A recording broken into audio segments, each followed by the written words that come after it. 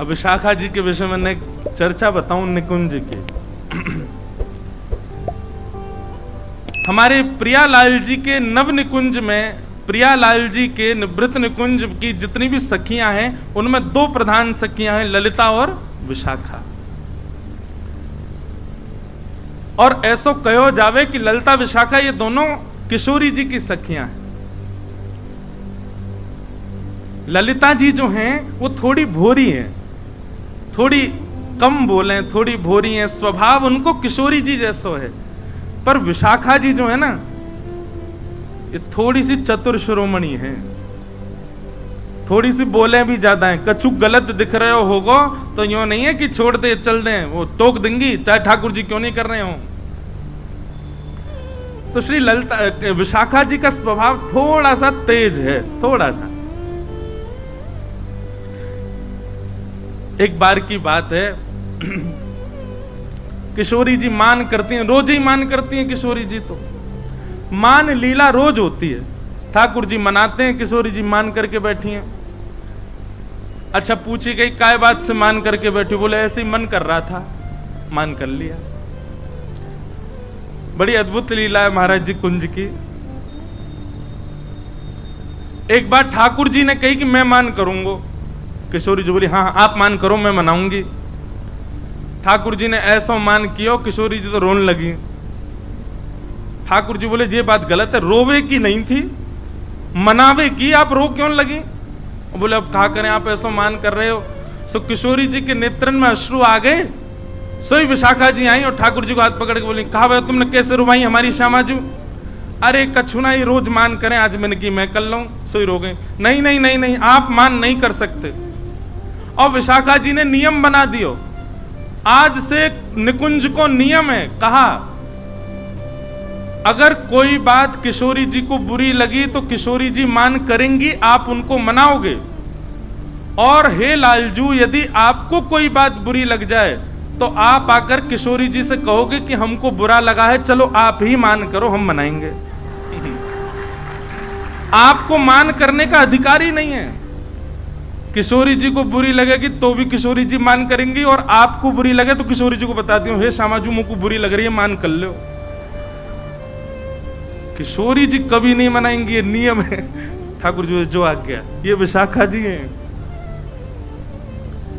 एक बार की बात है,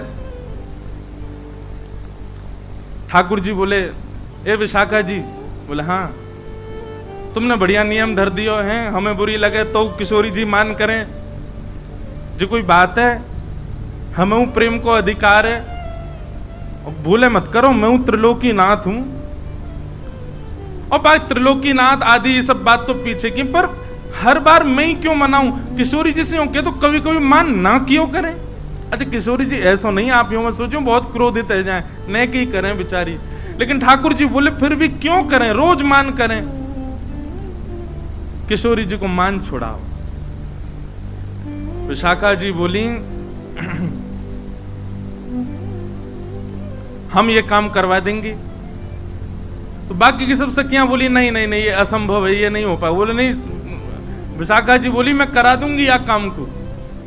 ठाकुर जी बोले यदि आपने ये काम करा दियो तो, बोले तो मैं आपके एक बार पाम छू लूंगा।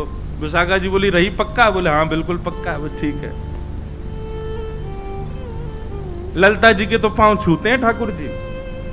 निकुंज में जैसे प्रवेश करें, निवृत्त निकुंज में कई पदन में आवे परो ललिता के पांव, ठाकुर जी पहले पांव छूमे ललिता जी के।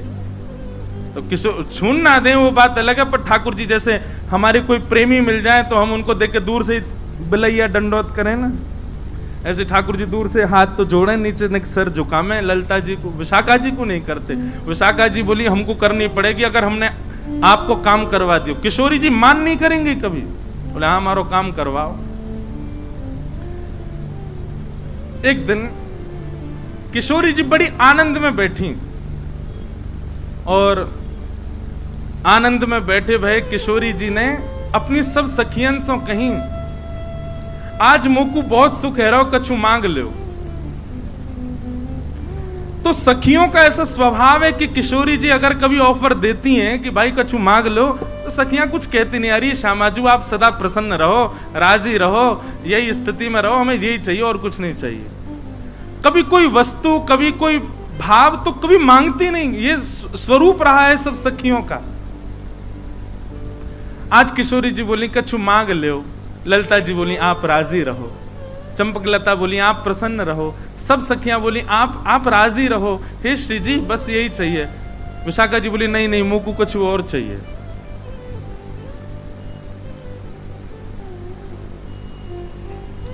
विशाखा जी को ललिता जी देखने लगे, विशाखा जी क्या कर रही है, तो पतो ना है निकुंज में कभी श्री जी से हमने यात्रिका की बात, तू आज मांग कैसे रही है, श्री जी से मांग रही है।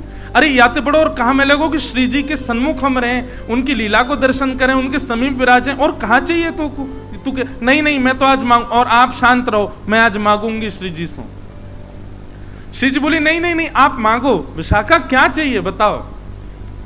बोले पहले वचन दो, जो मांगूंगी सो दोगी। अब देखो विशाखा जी की चतुराई, सबके मन में ये बात आई होगी कि विशाखा जी मांगेंगी कि लाल जी से मान मत करियो, पर नहीं, विशाखा जी बोली इतनी सहजता में नहीं मांगूंगी, कैसे घुमा करके मांग रही हैं। बोले पहले वचन दो, जो मांगूंगी सो दोगी। किशोरी जी बोली दूंगी। ललिता जी को बड़ो श्रम है रो, बोले ऐसे क्यों कर रही है ये, बोले दूंगी दूंगी दूंगी, तू मांग ले क्या चाहिए।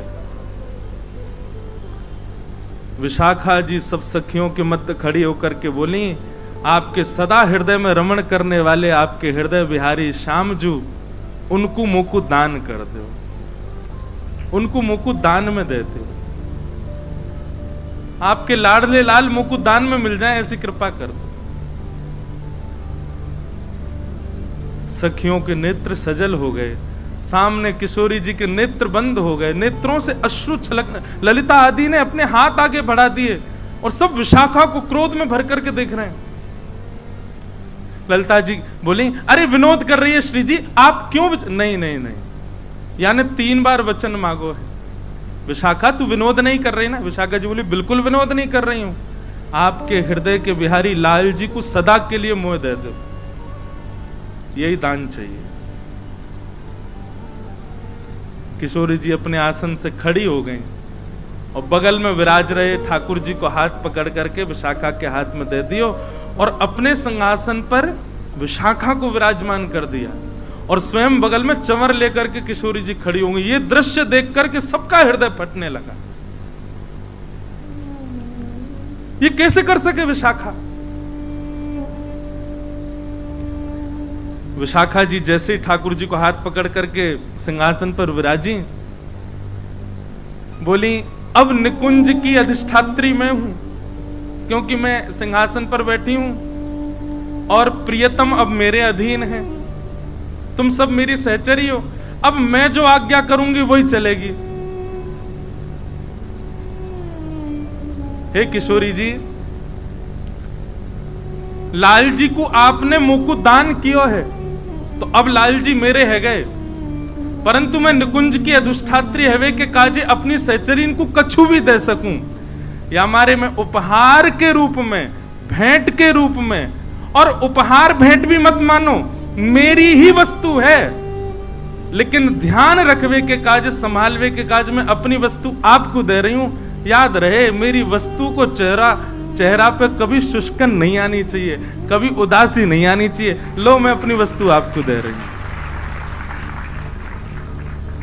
लीला समझ में आई है। विशाखा जी अगर सीधे मांग लेते कि आप ठाकुर जी से मान नहीं करो, तो वस्तु तो ठाकुर जी किशोरी जी के हैं ना।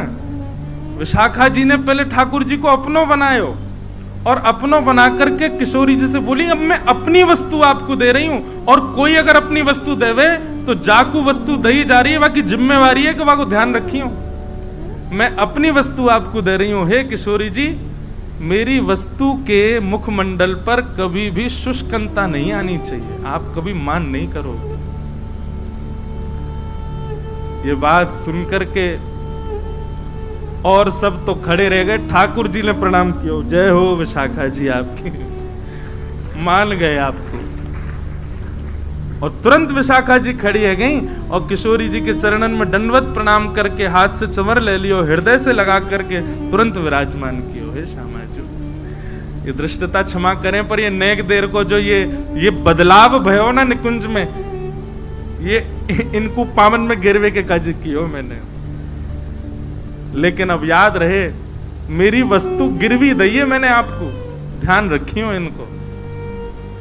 और किशोरी जी ने वादना प्रण ले लियो कि मैं अब कभी मान नहीं करूंगी ठाकुर जी से। वो बात अलग है कि 5 दिन बाद ठाकुर जी को मन ही नहीं लगो। फिर गए विशाखा जी के पास, वो सुनो, बोले का भयो मन नहीं लग रहा। बोले कैसे मन लगेगा? किशोरी जी तो कहो मान करें। विशाखा जी बोली तुम पे यही काम है? बोले अब मान क्यों चाहिए? तब ठाकुर जी बोले अब मुंह को आदत है गई है बार बार मनावे की, अब ये मान ही ना करें तो मैं सोच रहा हूं कौन मनाऊं। तेरो मुख नी को की मेरो